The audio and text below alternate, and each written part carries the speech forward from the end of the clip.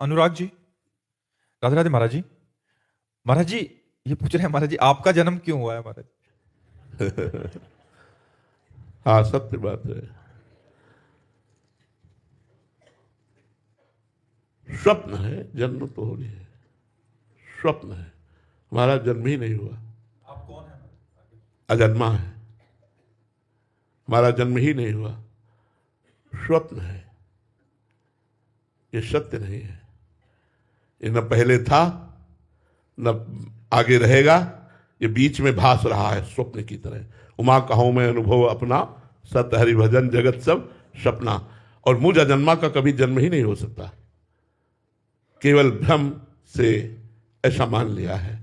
उसी भ्रम के कारण जैसे स्वाप्निक शरीर में हम सुख दुख का अनुभव करते हैं, ऐसे जागृत में भी ये मोहा ज्ञान अंधकार से युक्त शरीर है, इस शरीर को बना गया। उसी अज्ञान, अगर आप पूछते हैं क्यों हुआ, तो उसी अज्ञान को मिटाने के लिए, ये भ्रम मिटाने के लिए ये जन्म की बाह्य लीला हुई है। बकाया न मेरा कभी जन्म हुआ न कभी जन्म होगा। मैं अजन्मा हूं, मैं निर्विकार हूं, पर विकारी शरीर को स्वीकार करने के कारण विकारी जैसा दिखता हूं। जन्म मरण युक्त शरीर को स्वीकार करने के कारण जन्म मरण वाला दिखाई देता हूं। वस्तुतः मैं अजन्मा हूं, मैं निर्विकार हूं। तो अभी हम आपको स्वप्न में देख रहे हैं महाराज। आप देख रहे हैं स्वप्न में। ये जो प्रेमानंदधारी शरीर है, ये स्वाप्निक है, ये सत्य नहीं है। ये न था न रहेगा, ये बीच में भास रहा है। कुछ समय बाद ये स्वप्न की तरह मिट जाएगा, इसका कोई अस्तित्व नहीं रहेगा। मेरा अस्तित्व था, मेरा अस्तित्व है और मेरा अस्तित्व रहेगा। महाराज जी, आप स्वरूप से बात कर रहे हैं। अब जान जाओ तो जान जाओ, ना जान पाओ तो बस अब इतना ही है। अब इसके आगे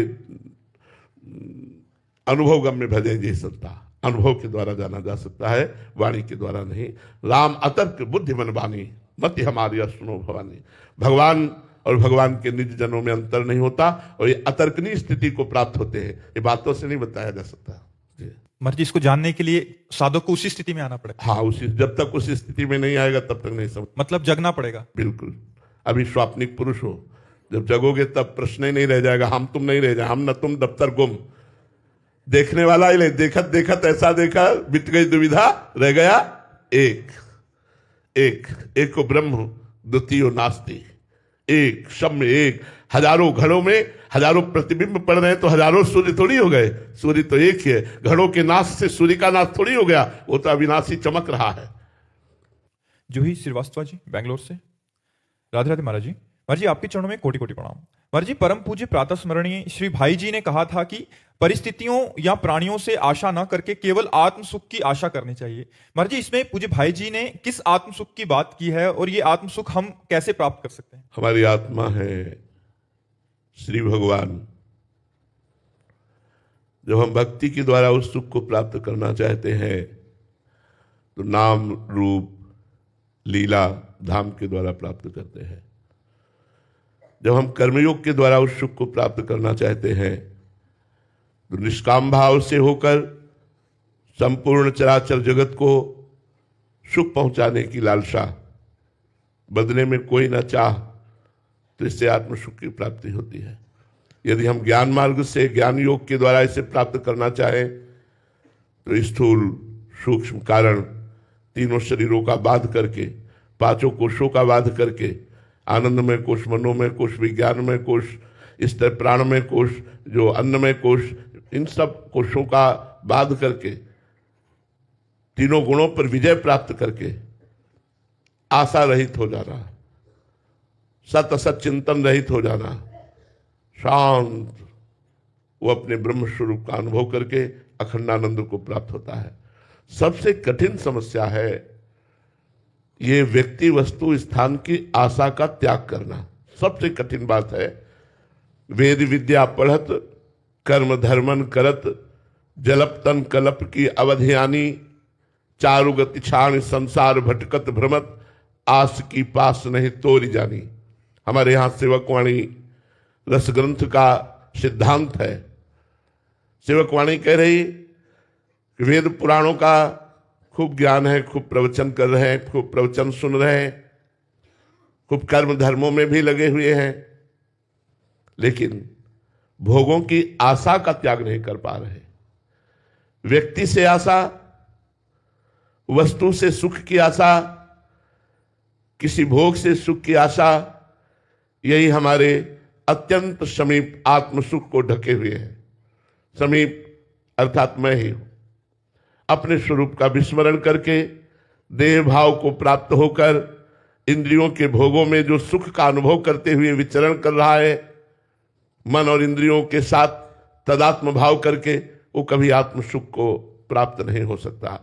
जो अपनी इंद्रिय और मन को भोगों से हटाकर, भोगों की आस, वस्तु, व्यक्ति, स्थान की आशा का त्याग करके कर्तव्य का पालन करते हुए, शरीर निर्वाह और धर्म में विषयों का सेवन करते हुए और निरंतर सत चिंतन करते हुए, भगवत चिंतन करते हुए समय व्यतीत करता है, तो असत चिंतन का त्याग होते ही अंतःकरण निर्मल हो जाता है। सम और निर्मल अंतःकरण में ही आत्मस्वरूप का अनुभव होने लगता है। जहां सम हुआ, निर्मल हुआ, तो ममत्व हटा, अपने स्वरूप का अपने आप से अपने आप में अनुभव होने लगता है। अपार सुख स्वरूप हमारा है, सुख राशि है, चेतन, अमल, सहज सुख राशि। पर किसी एक मार्ग का अवलंबन ले, चाहे भक्ति योग या कर्मयोग या ज्ञान योग, और आचार्य की शरण होकर, गुरु की शरण होकर उनकी आज्ञा के अनुसार साधना की जाए। संयम यह न विषय के आशा, सदगुरु वैद्य वचन विश्वासा, संयम यह न विषय के आशा। बहुत बड़ी बात हम कह रहे हैं। विषय की आस की पास नहीं तोड़ पाते बड़े बड़े साधन करने वाले। वस्तु से सुख की आशा, शरीर भोग से सुख की आशा, रुपए से सुख की आशा, मान प्रतिष्ठा से सुख की आशा, इसे नहीं तोड़ पाते। और जिसने गुरु कृपा बल से इसे तोड़ दिया, वही आत्म सुख को प्राप्त हो जाता है। आशा ही परमम दुखम नैराश्यम परमम सुखम। ये आशा नहीं टूट रही, नहीं टूट रही। आप लोग देख लीजिए, किसी वस्तु से आशा, किसी व्यक्ति से आशा, धन से आशा, पद से आशा, मान प्रतिष्ठा से आशा, ये बनी ही रहती है। इसी के कारण ना तो भक्ति योग का पूर्ण अनुष्ठान हो पा रहा है, न कर्मयोग का और न सांख्य योग का कोई अनुभव नहीं हो पा रहा है। बस कोल्हू के बैल की तरह दिनचर्या चल रही, कोई आत्मानंद का अनुभव नहीं हो रहा है। इसलिए हमारी प्रार्थना है, यदि आत्मानंद, भगवदानंद, परमानंद, विज्ञानानंद, प्रेमानंद, ये सब उसी परमात्मा आनंद के नाम है, ये प्राप्त करना चाहते हैं तो पहले भोगों की आशा का त्याग कर दे। व्यक्ति से आशा का, जो सुख प्राप्त करने की लालसा है, उसका त्याग कर दे। ये आशा ही परमम दुखम नैराश्यम परमम सुखम। ये आशा परम दुख देने वाली है, पर कैसे बताए? ये मन मानता ही नहीं, बड़ा हठीला है और भोगों की आशा कर बैठता है। लाख समझाओ, लाख इसको अनुभव कराओ कि देखो किसी भी भोग में सुख नहीं है। इतिहास साक्षी है, शास्त्र साक्षी है, महत्पुरुष साक्षी है और अपना हृदय भी साक्षी है, लेकिन यह हठीला मन मानता नहीं है। बुद्धि को अपने अधीन करके भोगों की आशा में यह हमारे समय को, हमारे जीवन को नष्ट कर रहा है। हम अशांत होते चले जा रहे हैं, इन कामनाओं की भीड़ में हम खोते चले जा रहे हैं। कोई बड़ा भाग्यशाली है जो संत सदगुरुदेव की चरण आश्रय वृत्ति से भगवदानंद की प्राप्ति के लिए पूर्ण समर्पण करके उनकी आज्ञा के अनुसार चलते हुए वो इन समस्त आशाओं को काट करके और भगवत चिंतन में डूब जाता है, वही आत्मानंद को प्राप्त होता है। सूरज कुमार जी बिहार से। राधे राधे महाराज जी, आपके चरणों में कोटि कोटि प्रणाम। महाराज जी, गीता जी के एक श्लोक में कहा गया है कि ये संपूर्ण ब्रह्मांड मेरे अव्यक्त रूप में व्याप्त है, सभी जीव मुझ में निवास करते हैं परंतु मैं उनमें निवास नहीं करता। महाराज जी, मैं उन सभी भूतों में निवास नहीं करता, ऐसा महाराज जी कुछ समझ नहीं आया। और सब भगवान ही बने हुए हैं, इसलिए उसमें क्या निवास करेंगे? पहले से ही भगवान बने हुए हैं, उसमें क्या प्रवेश करेंगे? बर्फ में जल प्रवेश नहीं करता, तो आप क्या कहेंगे? बर्फ ही तो जल है, जल ही तो बर्फ बन गया है। तो परमात्मा ही समस्त भूतों के रूप में है, इसलिए उसमें प्रवेश क्या करें? वो उसी रूप में है तो प्रवेश क्या करें? सब भूत उनमें वास करते हैं, विराट स्वरूप है और भगवान ही सब रूपों में है। ये सूक्ष्म स्वरूप है, मैं प्रवेश नहीं करता, ये भगवान की गुप्त बात है, क्योंकि मैं ही उन रूपों में विराजमान हूं, इसलिए प्रवेश क्या कर रहा? बात को समझिए, भगवान ही भूतों के रूप में विराजमान है, इसलिए उसमें प्रवेश क्या करे? दूसरा कुछ हो तो प्रवेश करे, वही सब रूपों में विराजमान है, इसलिए भगवान ऐसा कहते हैं। राधिका शरण जी। राधे राधे महाराज जी, आपके चरणों में कोटि कोटि प्रणाम। महाराज जी, भगवत प्राप्ति की ओर चलने वाले सभी साधकों के ऊपर क्या एक जैसे सिद्धांत का फल मिलता है या सब पर अलग अलग कृपा होती है, या फिर भावों का होता है? कौन किस भाव से भगवान का सेवन कर रहा है, कितने भाव से सेवन कर रहा है, कितना समर्पण कर रहा है, उसके अनुसार उसको सुख मिलता है। 50 लोग एक जगह बैठ के जप कर रहे हो तो 50 के भाव अलग होंगे, 50 का फल अलग होगा। मंत्र भले एक ही हो, समय एक हो, स्थान एक हो, लेकिन फल अलग अलग हो जाएगा, क्योंकि उनकी भावधारा, उनकी तन्मयता, उनकी एकाग्रता, उनका लक्ष्य अलग फल की वृत्ति प्रदान करेगा। और स्वभाव महाराज जी प्रारब्ध के अनुसार इस जीवन का स्वभाव होता है। हाँ, स्वभाव को बदलने के लिए ही तो हमें मनुष्य जीवन मिला है कि हम अपना दैवी संपदा से युक्त होकर साधु स्वभाव गहोंगो, क्योंकि ये स्वभाव 3 गुणों से युक्त है, तो कभी आसुरी, कभी दैवी, कभी मानुषिक, ये ऐसी वृत्ति बदलती रहती, कभी दया, करुणा, शांति, भजन, कभी अशांति, क्रोध, लोभ, मोह, क्षोभ, राग, द्वेष, ईर्ष्या, ये सब प्रपंच होता है, कभी निद्रा, आलस्य, प्रमाद, तंद्रा, ये सब होता है। इन गुणों का चक्र चलता रहता है और हमारा स्वरूप गुणातीत है, इसलिए निरंतर भजन करके अपने स्वभाव को भजन में बना दे। यह जो पर्योमय सहज स्वभाव, श्री हरिवंश नाम रचाओ, नाव सुदृढ़ भव तरन को। हमारी जबान का एक स्वभाव बन जाए, राधा राधा, कृष्ण कृष्ण, राम राम, ऐसे बार बार नाम लेने का स्वभाव बन जाए, भगवान के चरित्र सुनने का स्वभाव बन जाए। श्रुतौ राधिका कीर्तिनंता स्वभावे, हमारे कान जो है वो हृदय से प्रियालाल के चरित्र सुनने के लिए लालायित रहे, हमारी वाणी प्रभु की चर्चा करने के लिए लालायित रहे, हमारा हृदय संत समागम के लिए लालायित रहे, तो हमारा स्वभाव बदल जाएगा। हमारा स्वभाव न बदला तो हमारी साधना का मतलब क्या रहा? तीनों गुणों के अनुसार तो सबका स्वभाव बदलता रहता है, लेकिन गुणातीत स्वभाव हो जाना, भगवत स्वरूप स्वभाव हो जाना, यही हमारे मनुष्य जीवन का परम कर्तव्य है। हम भजन के द्वारा, सत्संग के द्वारा, साधु समागम के द्वारा अपने स्वभाव को बदल दें। माता प्रसाद यादव जी, राधे राधे महाराज जी। महाराज जी, क्रोध, ईर्ष्या और अभिमान महाराज जी मेरा पीछा नहीं छोड़ रहा। आपके बताए हुए प्रकाश के माध्यम से चलने का प्रयास भी कर रहा हूं, लेकिन महाराज जी आगे बार बार गिर जाता हूं। हाँ देखो, क्रोध का मूल क्या है? काम है। क्रोध की स्वयं सत्ता नहीं है। कामा संजायते क्रोधा।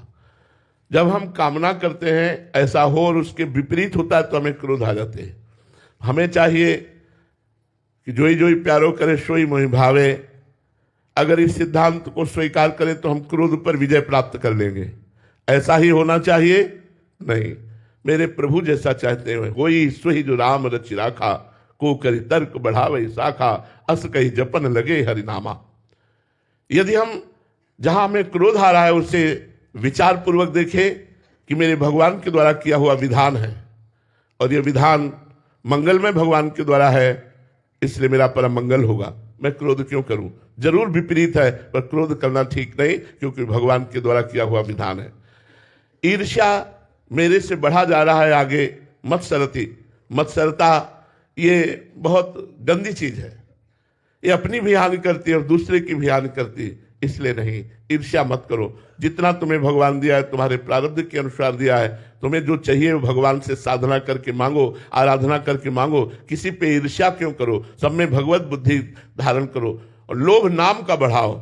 आज 10,000 जपा, आज 15,000 जपा, आज 20,000 जपा, तो धन का लोभ नष्ट हो जाएगा और भगवदानंद की प्राप्ति होने लगेगी। इसलिए क्रोध को शांत करने के लिए मंगलमय भगवान का विधान मानो, ईर्ष्या को शांत करने के लिए सब में भगवत भाव करो, लोभ को शांत करने के लिए खूब नाम जप का लोभ बढ़ाओ, बहुत आनंद आ जाएगा। कबीरा सब जग निर्धना, धनवंता नहीं कोई, धनवंता सोई जानिए जाके राम नाम धन हो। भगवान का नाम रूपी धन जिसके पास है वही सबसे बड़ा धनी। ईर्ष्या हम क्यों करें किसी से? इतनी फुर्सत क्यों आपको है दूसरे के विषय में ईर्ष्या करने की? नाम जप करो, मन को समय ही मत दो। इसको समय देना बहुत ही धूर्त है, बहुत धूर्त है। अगर खाली समय रहे तो पटक देगा ये काम, क्रोध, लोभ, मोह, मद, मत्सर ऐसे दलदल में कि निकलना मुश्किल हो जाता है। बड़ा ये दुष्ट है, बड़ा ये नीच है। ये कभी प्रिया प्रीतम के प्रेम में सम्मिलित होने के लिए, लीला में सम्मिलित होने के लिए राजी नहीं होता, ये भोगों में सम्मिलित होने के लिए राजी होता है। ये बड़ा दुष्ट है। इसको लाख समझाओ, संतवाणी सुनाओ, शास्त्र पढ़ाओ, इसको हृदय से समझाओ कि देखो भाई नहीं सुख है, फिर भी हठीला नीच गति वाला मन भोगों में ही लगाता है। इसलिए अगर कोई भगवान का कृपा पात्र बनकर नाम जप करे तो इस मन पर विजय प्राप्त करे, तभी ये काम, क्रोध, लोभ, मोह, मद, मत्सर, ईर्ष्या, द्वेष आदि ये नष्ट हो जाते हैं। प्रीति जी दिल्ली से, महर्षि श्री गुरु ग्रंथ साहिब जी में लिखा है कि न निंदिया न उत्सत जाके, लोभ मोह अपमाना, हरख सोगते रहे न्यारो, ना ही मान अपमाना।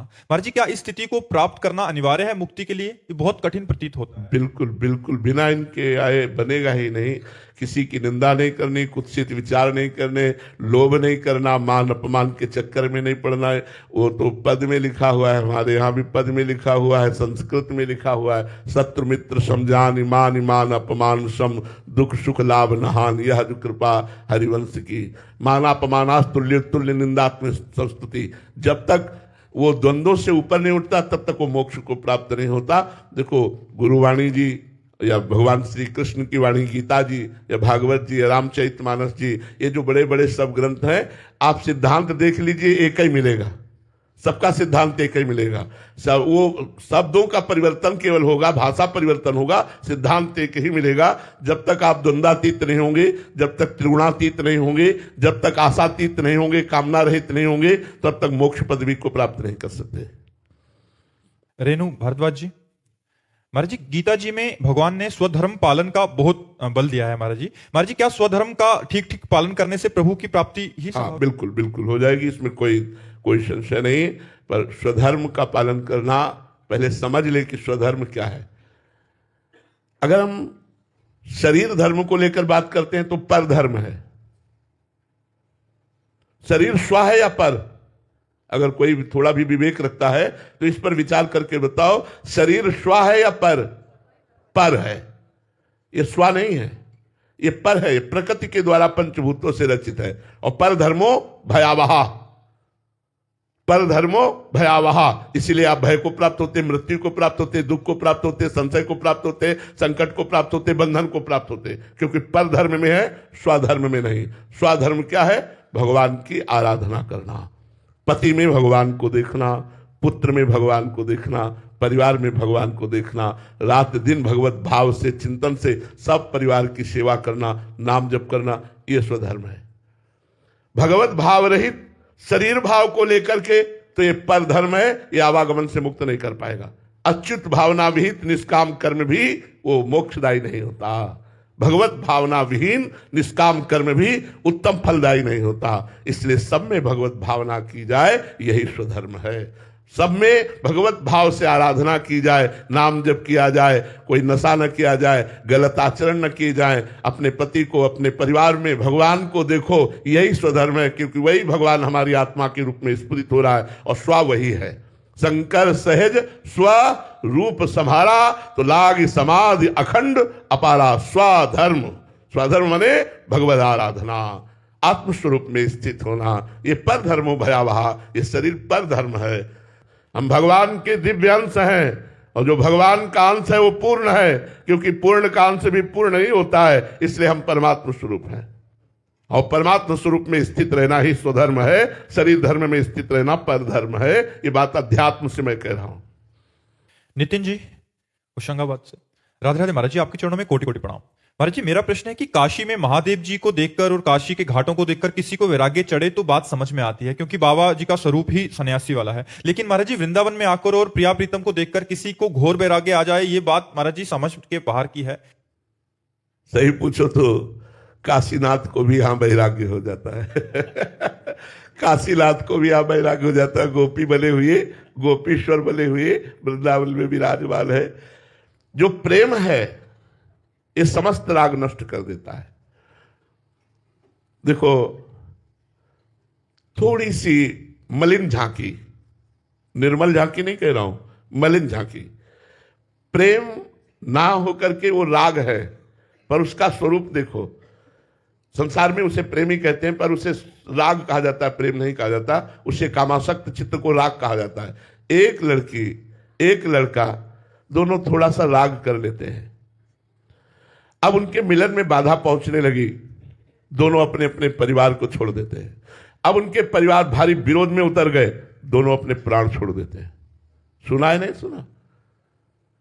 एक लौकिक राग में इतनी ताकत है कि दोनों अपने परिवार को छोड़ दिए, दोनों अपने प्राणों का भी त्याग कर दिया। इतना बड़ा वैराग्य, इतना बड़ा राग त्याग कि दोनों ने एक साथ जहर खा लिया। फिर ये तो प्रेम देश है, ये तो प्रिया प्रीतम का प्रेम देश है। यहां वैराग्य हो जाना कोई बड़ी बात है क्या? वृंदावन में वैराग्य होना बड़ी बात नहीं, क्योंकि प्रेम समस्त रागों का नाश कर देता है। प्रेम जिसके हृदय में उत्पन्न होता है, उससे जैसा वैरागी कौन होता है? गोपियों जैसा वैरागी कौन था? तभी तो उद्धव जैसे वैरागी गोपियों की चरण धूलि पर अपने मस्तक को रखा। वंदे नंद ब्रज स्त्रीणाम पाद रेणुम भीक्षसा यासाम हरि कथोद्गीतम पुनाति भुवनत्रयम्। क्यों? क्योंकि गोपी के हृदय में श्री कृष्ण के सिवा कुछ है ही नहीं। श्री कृष्ण प्रेम में मतवाली गोपियां, न पति न पुत्र न परिवार न शरीर, कोई राग नहीं, और सबके बीच में रह रही, सबके बीच में रह रही है। इसलिए भाई ये प्रेम देश है, यहां वास्तविक वैराग्य तो यही होता है। वास्तविक क्या मतलब? मोक्ष त्यागी भी यही है। काशी में तो वैराग्य मोक्ष प्राप्ति के लिए होता है, लेकिन वृंदावन में वैराग्य मोक्ष त्याग करके भी होता है। मोक्ष के भी वैरागी यहां मिलेंगे, प्रेमानुरागी जन यहां मोक्ष का भी त्याग कर देते हैं। इसलिए प्रेम का प्रभाव ऐसा होता है। देखो ना, हमने आपको साधारण मलिन उदाहरण दिया कि वो 20 वर्ष से प्यार करने वाले माता पिता परिवार को छोड़ देते हैं। ज्यादा बिन्न पड़ा तो अपने प्यारे प्राण और देह का त्याग कर देते हैं सांसारिक राग के लिए। फिर परमात्मा से प्यार करने वाले अगर संसार से वैराग्य कर ले तो कौन सी बड़ी बात है? ये कौन सी बड़ी बात है? महर्षि, बाहरी दृष्टि है अपनी, इसलिए हम बाहरी वस्त्रों के त्याग को या ऐसे को वैराग्य कहते हैं। वास्तविक वैराग्य ऐसा भी हो सकता है कि सब कुछ है और अंदर से इसका हाँ, वास्तविक वैराग्य तो उसे कहते हैं। देखो, वैराग्य की 3 स्थितियां बताई गई शास्त्रों में। पहला कहते हैं त्याग। त्याग का मतलब मुझे भोग की इच्छा है, पर मैं भोगूंगा नहीं क्योंकि मुझे भगवत प्राप्ति करनी है, और प्रबल इच्छा भोग की है, पर उन भोगों को नहीं भोगता क्योंकि वो भगवत प्राप्ति करना चाहता है। इसे कहते हैं त्याग। दूसरा है वैराग्य। भोगों की उपस्थिति पर भोगों की इच्छा ना होना, भोगों के बीच में रहते हुए भी भोग की इच्छा ही ना होना, इसे वैराग्य कहते हैं। और तीसरे को कहते हैं उपरति।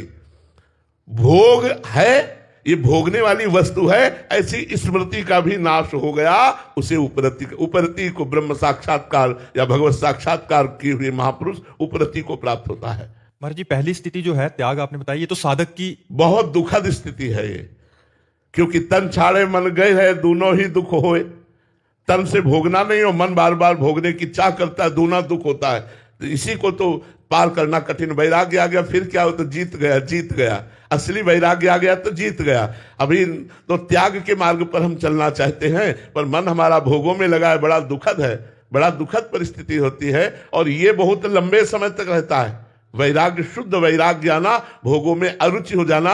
जैसे मन को कोई खाने की इच्छा नहीं करता, ऐसे भोगों में अरुचि हो जाने को वैराग्य कहते हैं। यहां से लेके ब्रह्मलोक तक के भोगों में अरुचि हो जाना, रुचि ही नहीं है। लेकिन अभी हम लोगों में रुचि है, पर हम भोगेंगे नहीं क्योंकि हमें भगवत प्राप्ति करना, इसे त्याग कहते हैं। महाराज जी, उपरति तो बहुत ही ऊंची। तब वो ब्रह्म साक्षात्कार किए हुए महापुरुष को, जो उपरति को प्राप्त महापुरुष हो, उसमें और ब्रह्म में कोई अंतर नहीं है। मोनिका जोशी जी, राजस्थान से। राधे राधे महाराज जी। महाराज जी, मेरे पति कुछ भी अगर मेरे से काम कराना हो तो नाम जप का लालच देते हैं। मुझे पियर जाना है तो 50,000 नाम करना पड़ेगा। मेरे को लड़ाई हो गई है तो फिर बात मेरे को फिर से करनी है तो 10,000 नाम जप करना बहुत पड़ेगा। सुंदर। कहाँ है यहाँ पति? आपके पति है? यहाँ नहीं आए? आए होते तो हम उनका स्वागत करते। कभी मैसेज करती हूँ तो फिर अगर रिप्लाई नहीं आता तो राधा राधा लिखो तो फिर नाम। क्या बात है, बहुत सुंदर, बहुत सुंदर। हम हमारी बात जरूर उनको कह देना कि बाबा ने प्रणाम कहा है आपको। हे पतियों, ऐसा व्यवहार करो यार तो सब बात बन जाएगी। ऐसा व्यवहार, हम तो कह रहे पति ऐसा व्यवहार करे, पत्नी डबल करे।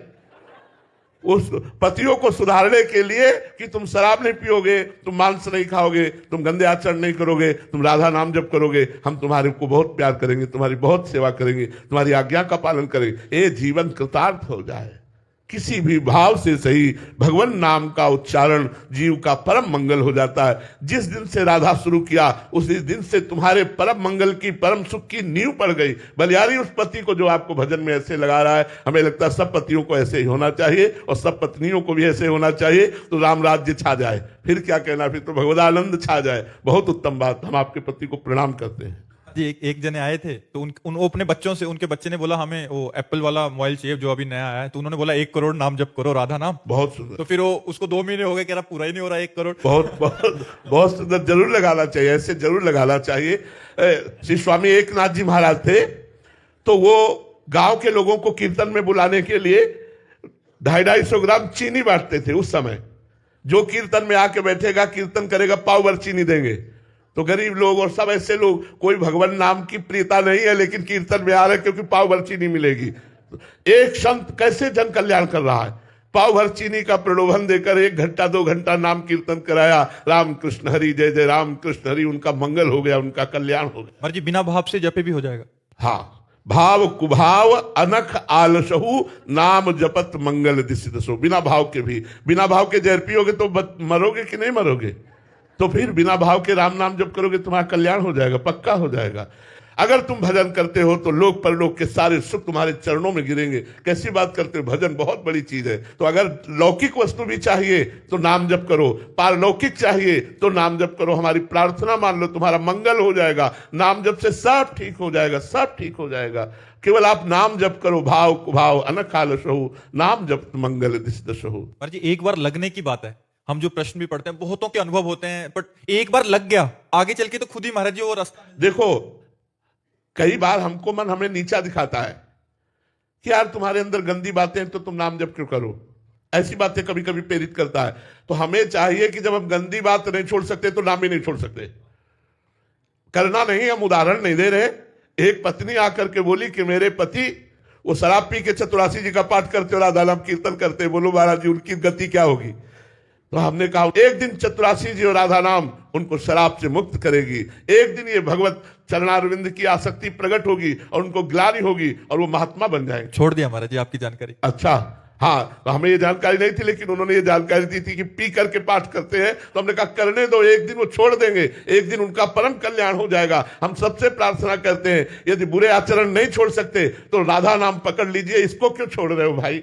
राधा राधा कहते हुए अगर बुराई के आचरण हो रहे हैं तो एक दिन राधा नाम बुराई पर हावी हो जाएगा और आपकी बुराई का त्याग करवा देगा। आप निश्चिंत रहिए, भगवान नाम में बड़ी सामर्थ्य है। ये मन बड़ा बदमाश है, विषय बड़े आकर्षणकारी हैं, बड़े बड़े विवेकियों को भी भ्रष्ट कर देता है। इसलिए डरो मत, नाम जप करो। नाम से हरिवंश भरोसे भय निडर नित गर्जत हरिवंश बल। नाम बल ये आपको आगे बढ़ा दे। महाराज जी बहुत अच्छी बात बताई, क्योंकि अभी 3-4 दिन पहले एक जने आए थे, वो कह रहे थे कि हम तंबाकू खाते हैं बट हम राधा नाम भी करते हैं। तो आपकी यही बात याद आके उनको ये बोला था कि आप करते रहिए, धीरे धीरे अपने आप ही ये सारे। हमारे सैकड़ों अनुभव हैं। एक वृद्ध आए थे, वो 1 डिब्बी सिगरेट पीते थे और उन्होंने कहा मेरा भरपूर मन है भजन करूं, पर मेरा मन कहता है मैं बहुत गंदा हूं। तो महाराज जी क्या आप हमें शिष्य बनाएंगे?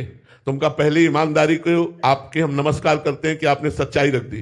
वो वृंदावन अखंडवास कर रहे हैं, एक भी नहीं पीते, सब छोड़ दिया।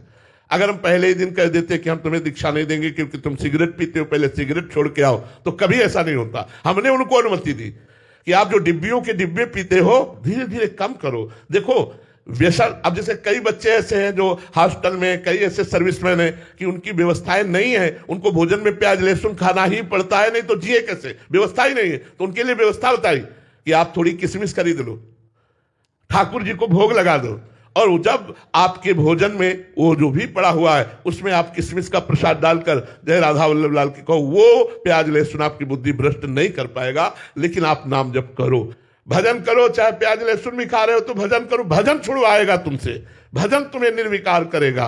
वो घोर तमोगुणी है, इसलिए हमारे अध्यात्म मार्ग में उससे बिल्कुल निषेध किया गया है।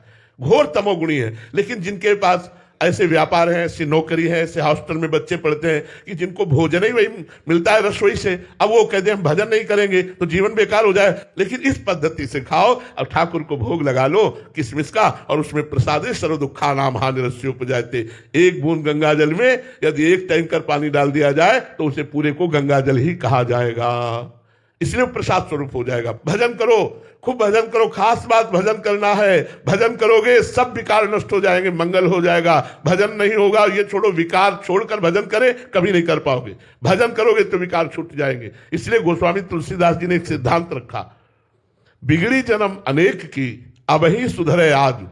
पहली बात हुई राम को, फिर दूसरी बात नाम जप, फिर तीसरी बात तज कुसुमाज। ये गंदे आचरण छोड़ने की बात पहले नहीं कही क्योंकि छूट ही नहीं सकते। पहले भगवान की शरण में आओ और नाम जप करो, फिर ये गंदे आचरण अपने आप छूटने लगेंगे, तुम्हारा हृदय जलने लगेगा। आज के बाद नहीं करूंगा, प्रभु मुझे क्षमा करो, ऐसा हृदय में पश्चाताप होगा और आप छोड़ देंगे। श्री राधा।